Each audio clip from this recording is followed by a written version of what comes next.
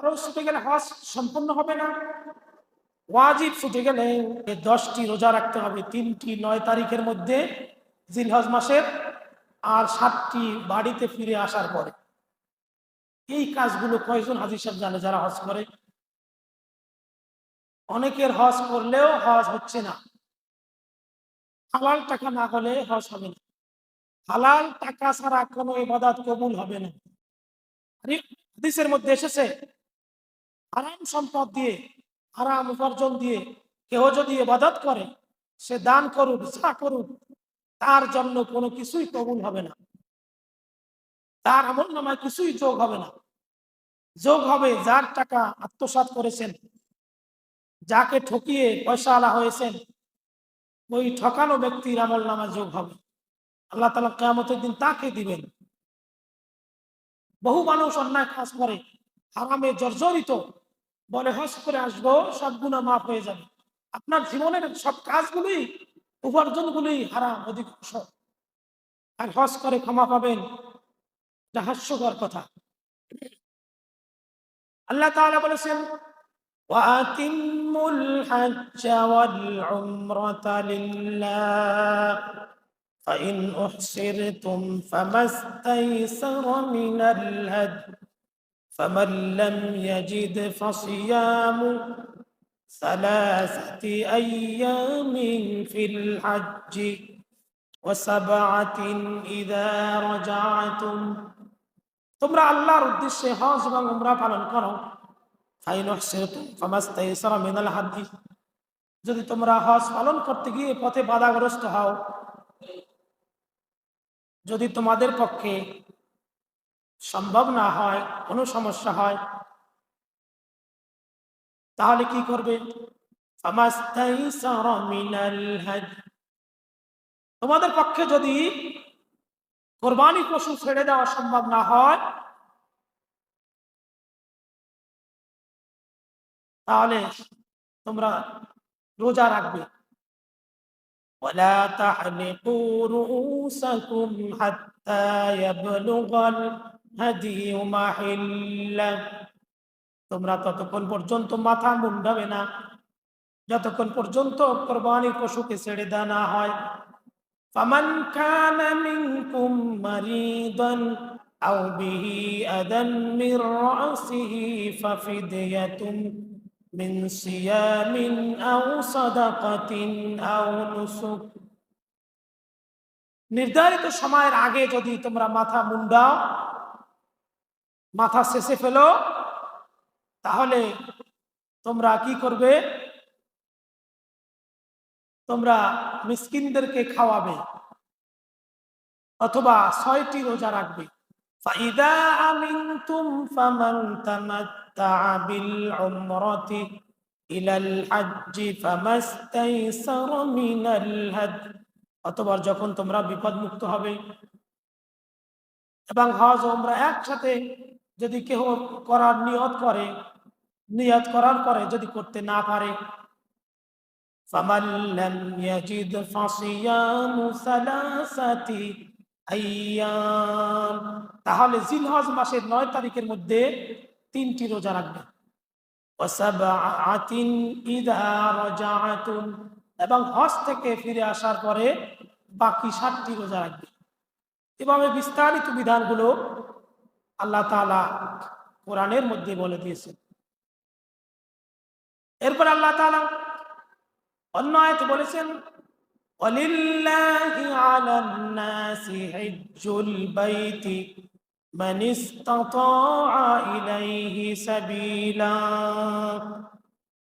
মানুষের মধ্যে যার সামর্থ্য আছে হজ করার, সেখানে যাওয়ার যার সামর্থ্য আছে, অর্থাৎ হজ করতে যতদিন সময় লাগে, যাওয়া আসার ভাড়া, সমস্ত খরচ, যার উদ্বৃত্ত আছে এই ব্যক্তি হজ করবে।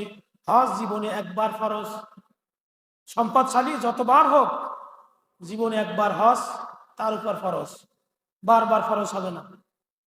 নামাজ দৈনিক 5 বার ফরজ, কিন্তু সম্পদশালীর জন্য হজ জীবনে একবার ফরজ। এখন হজের 3টি নিয়ম। একটা হলো ইফরাদ, আরেকটি হলো কেরান, আর একটা হলো তামাত্তু। এরপরে আবার নিয়তের বেশকম আছে, এহরাম কার থেকে বাঁধতে হবে, এগুলো আল্লাহ তাআলা বলে দিয়েছেন। হাজিরা হজের সময় কি বলে, আর কাজ করার সময় কি কাজ করে। লাব্বাইক আল্লাহুম্মা লাব্বাইক, উপস্থিত হে আল্লাহ তোমার সামনে আমি উপস্থিত। লা শারীকা লাকা লাব্বাইক, তোমার কোনো শরীক নেই, তোমার সামনে আমি উপস্থিত। ইন্নাল হামদা, সকল প্রশংসা তোমার, অন্যান্য সকল অনুগ্রহ যা কিছু দিয়েছ সব কিছু তোমার। লাকা ওয়াল মুলক, পৃথিবীর সমস্ত রাজত্বের মালিক তুমি, রাজাধিকার। লা শারীকা লাক, তোমার কোনো শরীক নাই। এই স্লোগান দেওয়ার পরে ধর্ম নিরপেক্ষতাবাদের মধ্যে আন্দোলন করে বহু অন্যায় কাজ দেখবেন, দেখা যায় এখন সবকিছু তো ইন্টারনেটে দেখা যায়। এই যে জামরায় তিনটি জায়গা, একটা কুবরা, উস্তা, সগরা, বড়, মধ্যম, ছোট, এই তিন জায়গায় 3 দিন 321টি পাথর নিক্ষেপ করতে হয়। কি শক্তি দিয়ে মারে, কিন্তু সে বাড়িতে ফিরে আসার পর সকল অন্যায় কাজে আবার লিপ্ত হয়।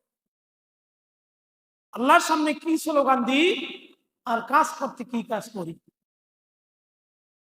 তাহলে মিকাত বলা হয় যেই স্থান থেকে ইহরাম বাঁধা হয়, এই ইহরাম বাঁধার স্থানকে বলা হয় মিকাত।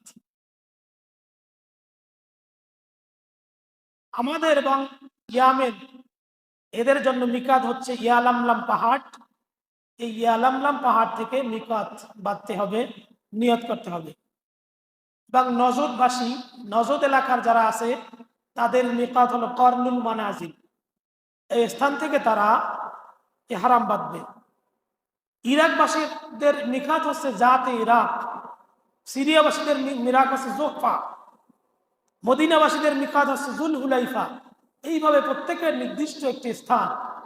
আল্লাহ যে আছেন, আল্লাহকে যে মানতে হবে, দুনিয়া যে বহু নিদর্শন কিয়ামত পর্যন্ত থাকবে, এটা হজ করতে গেলে যারা করেছেন তারা দেখেছেন।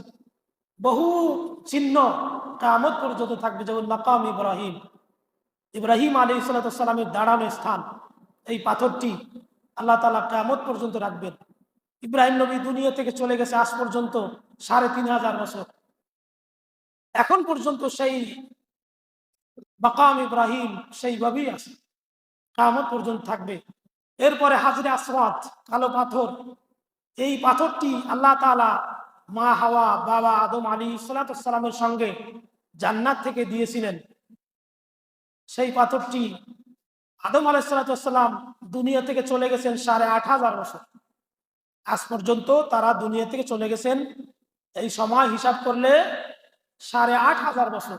এই ৮৫০০ বছর পর্যন্ত হাজরে আসওয়াদ হারিয়ে যায় নাই, আর কিয়ামত পর্যন্ত হারাবে না। আল্লাহর কি নিদর্শন! এরকম বহু নিদর্শন সেখানে আছে, যেমন সাফা মারওয়া যে পাহাড়, এখানে বিবি হাজেরা, মা হাজেরা, ইসমাইল আলাইহিস সালামের মা, তার নিদর্শন।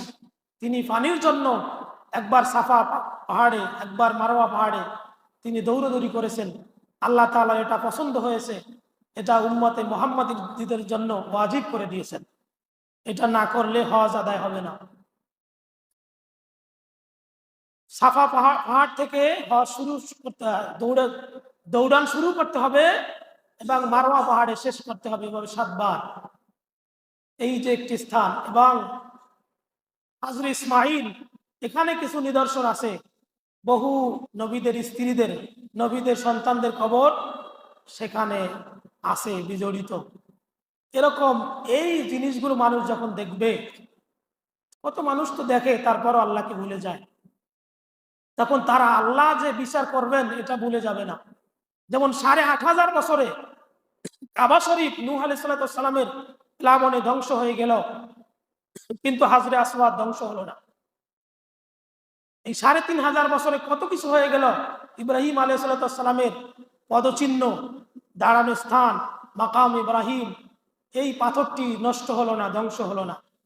এটা আল্লাহ তাআলার নিদর্শন। আল্লাহ তাআলা এর জন্য বলেছেন ফিহি আয়াতুম বাইয়িনাতুম মাকাম ইব্রাহিম, সেখানে আছে তোমাদের জাতির পিতা খলিলুল্লাহ ইব্রাহিমের নিদর্শন। এটা ছিল কাবার কাছে। হযরত ওমর ইবনুল খাত্তাব রাদিয়াল্লাহু তাআলা আনহুর আমলে, শাসন আমলে তিনি যখন দেখলেন মানুষের তাওয়াফ করতে সমস্যা হয়, যে মাকাম ইব্রাহিমের কাছে নামাজ আদা 2 রাকাত নামাজ পড়া ওয়াজিব, মানুষ নামাজ পড়ছে, কিছু মানুষের তাওয়াফ করতে সমস্যা হচ্ছে, তিনি সেখান থেকে দূরে প্রতিস্থাপন করলেন। হযরত ওমর রাদিয়াল্লাহু তাআলা আনহু যেখানে প্রতিস্থাপন করেছেন আজও সেখানে আছে অদ্যাবধি পর্যন্ত। এই নিদর্শনগুলো সেখানে আছে। এবং কাবাকে ঘিরে, এই বায়তুল্লাহকে ঘিরে আছে আমাদের জাতির পিতা ইব্রাহিম আলাইহিস সালামের অসংখ্য নিদর্শন। তিনি অসংখ্য দোয়া করেছেন। চ্যানেলটি সাবস্ক্রাইব করে আমাদের সঙ্গেই থাকুন।